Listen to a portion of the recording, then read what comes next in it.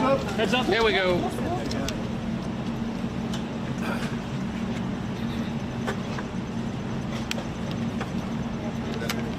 Good afternoon, everybody. How we doing? Good, good. Well, let's let these guys file out here. But you know what we just did was a little roundtable with leaders in the aviation industry. We've got leaders of labor represented.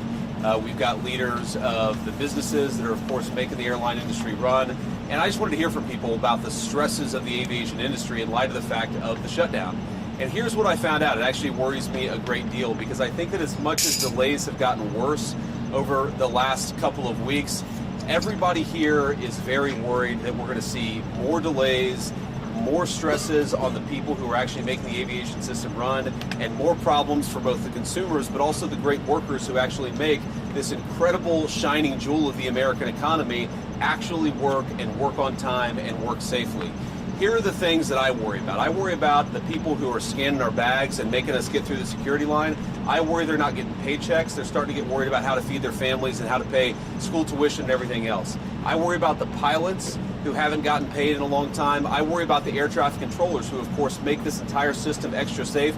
I worry about them, more worried about their credit card bill than they should be because they're not getting a paycheck because Democrats refuse to open the government.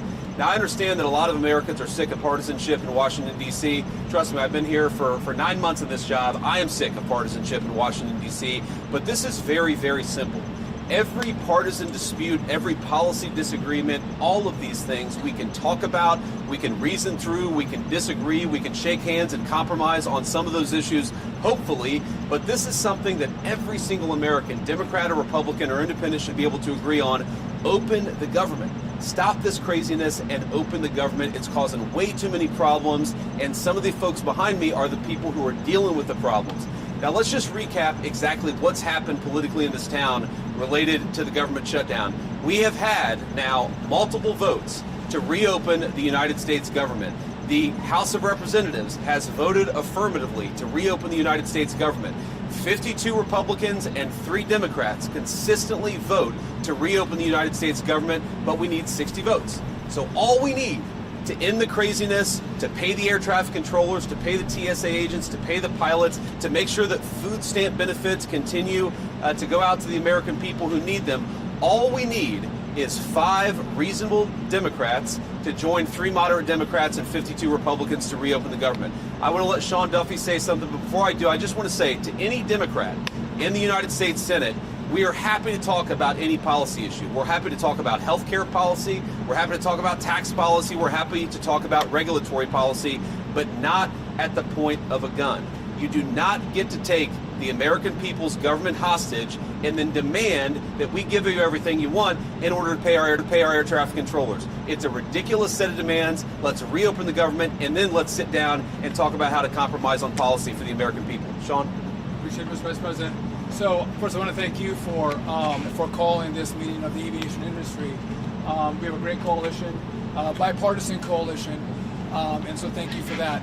I just want to tell you, we look at the aviation system, and we've seen blips and blurbs, whether it's LAX or it's Atlanta or it's Dallas. You're seeing impacts of this shutdown on our airspace, and that means travelers are delayed, travelers are canceled. It has real problems. So our air traffic controllers, their first paycheck they missed, well, they got 90%, 80% of the paycheck. That was in early October. They just missed their full paycheck. And you got to think, well, then the second paycheck comes. That's not when we have real disruption. Because every single day, as all of you people know, as we all pay our bills, but it's not just the mortgage and the car payment, which is very real, but they're buying food. They travel 30, 45 minutes into the towers or the centers. So you have to buy gas. They have kids that want to play football or volleyball or tennis, and they can't afford the very life expenses that they need those paychecks for. And so though we've maintained the safety, I'm grateful for our controllers who are coming in every day. But I do think as this shutdown continues, you're going to see more pressure on controllers, more pressure on TSA workers, and that's going to have real impact. One group that we don't talk about a lot is we have technicians that work in our centers. I've talked to you all about how old our equipment is. We have technicians that come in every single day to make sure this equipment actually works. They too aren't getting paid. And this is burning, and it's having a real impact on our men and women who serve our airspace. And so I would join the Vice President and say, don't hold us hostage. Don't hold American families' travel hostage. Don't hold air traffic controllers hostage. Open up the government, have a conversation, let's get it resolved. But again, every day it gets harder. Every day there's going to be more challenges. And the last point I'll make before I turn it over to Sean O'Brien's really great hair day today is the fact that a lot of our people can go through the midst of one paycheck, and it's hard for them, but a lot of them can get through it. None of them can get through 2 paychecks. And so, again, if Democrats don't get their act together very quickly, you're going to see huge problems. And again, I would come to them with a clean heart and say, open up the government, and then let's have a conversation. I'll give it to the Teamster, Sean O'Brien. Thank you very much, Secretary Duffy. Thank you, Vice President Vance. Look, the bottom line, and we took a position, I represent 1.3 million working men and women in this country from the International Brotherhood of Teamsters. We took a position 3 weeks ago. Pass a clean CR, get to the table, negotiate a deal. Do not put working people in the middle of a problem they should not be in there. And we got to think about the families that are going to be affected. Think about when you have to tell your son or daughter they can't play sports because you're not getting paid. Think about when you can't pay your mortgage. Think about when you can't pay your tuition. Put the politics aside, get to the table, negotiate a deal, pass a clean CR right now, and then figure out the problems moving forward. And I want to thank the air traffic controllers. I want to thank the aviation administration for all their hard work and sacrifice they make. And look, security and safety of the airlines is paramount. Let's not compromise the safety and security. Pass a clean CR. Thank you. Thank you, Sean. Great. Anybody else? Come on. Yeah. Thank you, Mr. Vice President. Thank you, Secretary Duffy. Thank you all for being here with us today. And I want to start by really thanking the professionals, the air traffic controllers, folks at the TSA, also the FAA, the people in management. They're working hard. They are keeping the skies safe. They've minimized delays. Fewer than 2% of flights have been delayed so far because of air traffic control shortages. So they've done a great job. But it's putting stress on people. It's not fair to those people. It's also putting stress on the economy. You know, the first couple of weeks this had no impact on the economy, but as every day goes by, the impacts start to grow. And airlines are a pretty good real-time indicator of the economy, and we start to see still minor, but steep booking impact, and you see that happening in the economy. We put the whole economy at risk. And so it's been 30 days, and while I don't have a position on which partisan side and how things should be settled with healthcare, it has been 30 days. I also think it is time to pass a clean CR. Use that as the opportunity to get into a room behind closed doors and negotiate hard on the real and substantive issues that the American people want our politicians on both sides of the aisle to solve. But let's get a clean CR and get that negotiation done behind closed doors without the pressure, without putting the American workers and the American economy at risk. Here, great. Okay, guys, we'll take a few questions. Yeah. Mr. Vice President. Go ahead. Thanks, Mr. Vice President. Mary Margaret with Daily Wire. We're coming up on the 1-year anniversary of this really tragic plane crash in D.C. Should Americans be afraid to fly while the shutdown continues? No, I don't think Americans should be afraid to fly because we've got great airline professionals who are keeping the safest aviation industry in the world afloat, but they're doing it with incredible stress. What I worry more about is that if you have, let's say, a pilot who's now missed 2 paychecks, who's now telling his kids that they can't do things that they'd like to do, who's now worried about feeding his family, maybe that guy doesn't show up to work, maybe he goes and gets a different job. That means greater delays for the American people. I worry about the air traffic controller who now has missed 2 paychecks, who's got to pay his credit card bill or his mortgage, but can't pay both, and decides, you know what, this industry is not for me. The Secretary of Transportation made a great point in private. I'm going to steal it right now because we got to get people into the air traffic control industry. We had a shortage of 2,000 people. How many of those people look to the future, see the congressional Democrats can't get their act together and say, you know what, we're not going to join air traffic controlling at all, which is going to further extend the delays. I think that we have a safe system because these guys are doing heroic things in the midst of this terrible shutdown, but why do we ask them to do so much without getting paid? Why don't we pay them so that they can be happy, they can do the best job they can do, and they're not worried about feeding their families while they're doing a very important job for all of us? Mr. Vice President, Yeah. Could you let us know your understanding of the President's comments that he wants to resume nuclear testing after more than 30 years? Does he mean the warheads themselves, the distribution, the missiles, and so forth? What's your understanding of this? Well, look, I'll answer that very briefly, but I really do want to focus on the shutdown that is affecting the American people. I think the president's truth speaks for itself.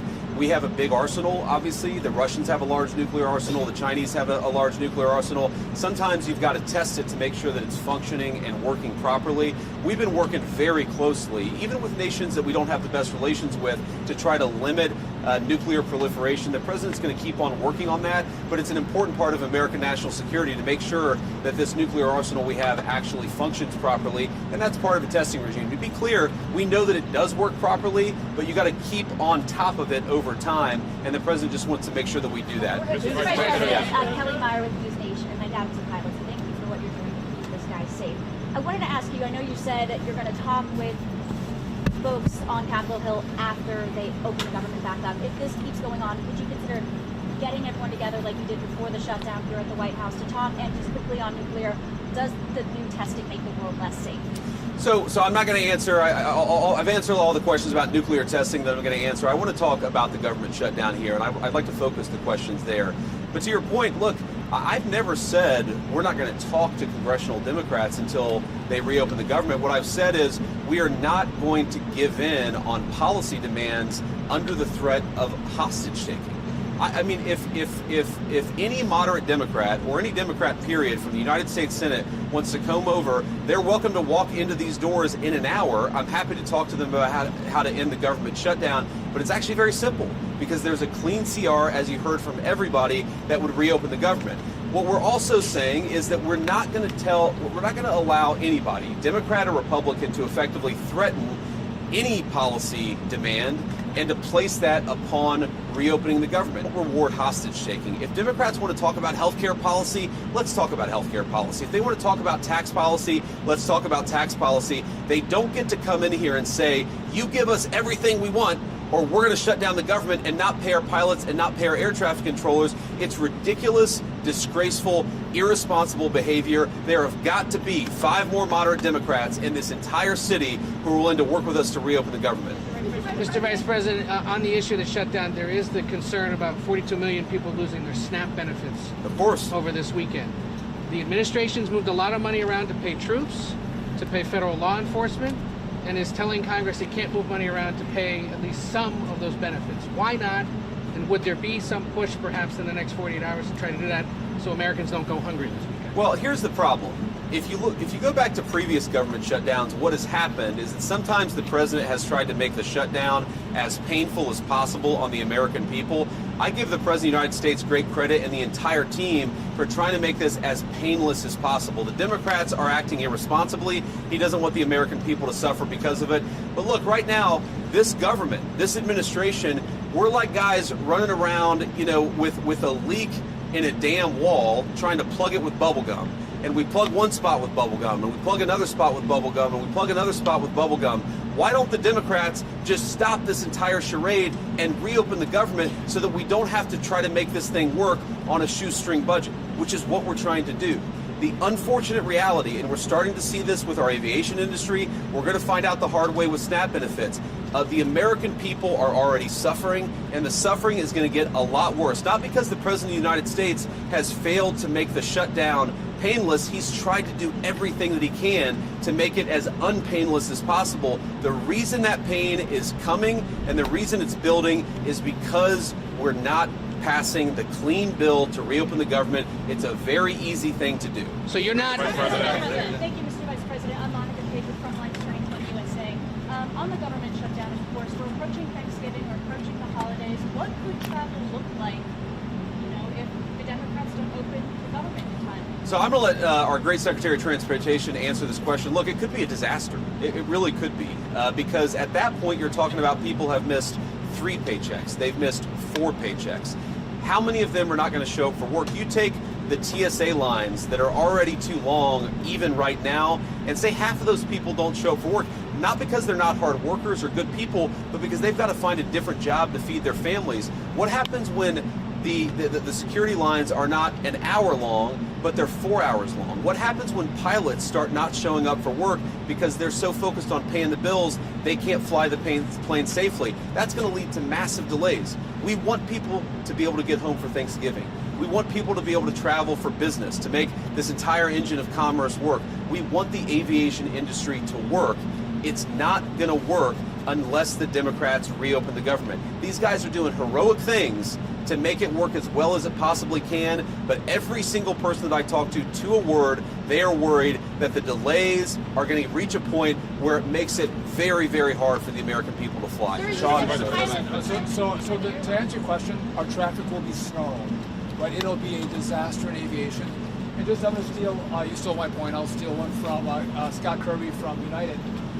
October is a slower air travel month, and we have great weather in October. And so you've seen minimal disruption because of good weather and slower travel. But as we go into November, travel picks up as people start to look at going to see their families, kids come home from college. And if you don't have air traffic controllers who are being paid, they may want to stay on the job, but they cannot. They're going to have to go take a second job, and you're going to have mass issues throughout the airspace. People will not be able to go from one place to the other because of the government shutdown. And I hope Democrats don't take it to that point. Mr. Vice President, Alex Brashetti from ABC News. I'm curious, as we move into this holiday travel season, is the administration working on a plan to keep airports running smoothly? The other thing that I wanted to ask you is we've got 20 million Americans who are set to see their health care premiums skyrocket with those ACA tax credits expiring. I'm curious your response there. Is the administration working on a plan to expand them?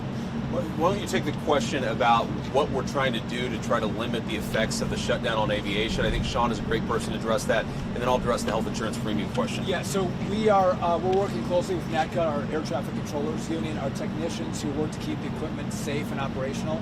I know Christy's working with TSA, so we are doing all we can to partner with and talk to our government employees who make this system run smoothly. But we can only ask so much. And I, as a guy who had a lot of kids and didn't make a lot of money early in my life, I know the pressure that these families are under. And by the way, think when these families go home, the fights that are had over the fact that you don't have money for basketball this season. The family strife that happens because they don't have money coming in the door is very, very real. So we are doing all we can to work with our partners to keep things running smoothly. But in the end, we can only go so far. And if I could just, before I turn it over, I love that you guys are asking us questions about what we can do to make this less painful. There's an easy, painless solution. Pass a clean CR. And by the way, I think you all, I was part of some shutdowns myself in Congress, and the tone of the press corps is very, very different in this one. You were rabid against Republicans who voted not to open the government up. And it seems like everyone is so docile. And so, what is the president going to do to alleviate the pain? I'm out of the mall. Anyone can go see the World War II Museum. They can all go see the Vietnam Memorial. Again, we didn't close those down. This administration is doing everything they can to alleviate the pain on the American people. Go back to Barack Obama. He did everything he could to shut down parks and memorials across this city. And so, again, it's an easy answer. Go ask the Democrats that question. Say, what are you going to do to make sure that people get SNAP benefits this Saturday? Or they have health care assistance for their Obamacare? What are you going to do? Because we're doing everything we can on our end, but there's not much more we can do because the rules of the road by which we have to play. And so, again, I'm grateful for this team because they care about the American people. I just wonder, do the Democrats care the way we do? And if they do, open it up, sit down, and negotiate. Here. That's a great point.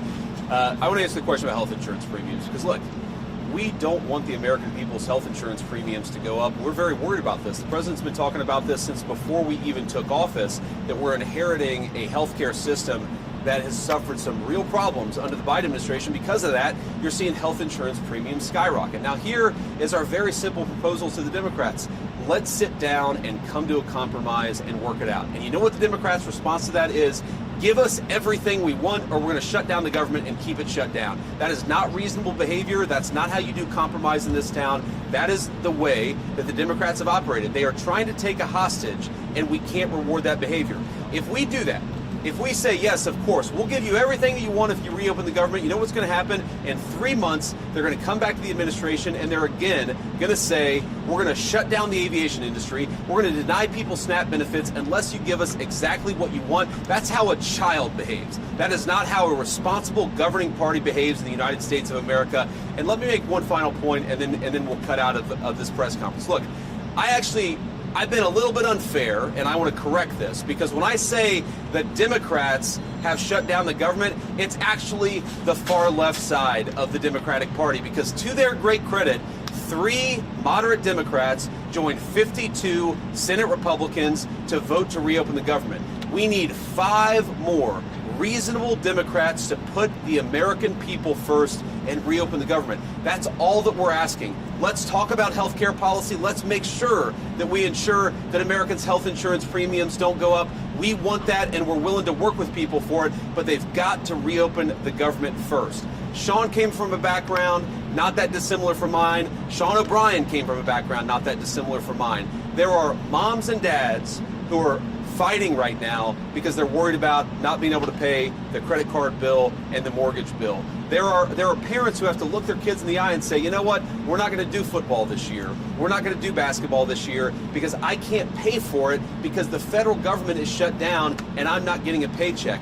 Do we want those people who keep the aviation system running to not be able to feed their families, to not be able to pay for some of the things that make life worth living? The answer to that question is absolutely, we want them to be able to afford a good life. The only way for that to happen is to reopen the government. It'll be good for those who fly. It'll be good for those who work in the aviation industry. It'll be good for the whole country. Just do the common sense thing, Democrats. Let's reopen the government. We need 5 Senate Democrats to join us. I hope that they will. Thank you, guys. I have 35 people in explosive bound, sir.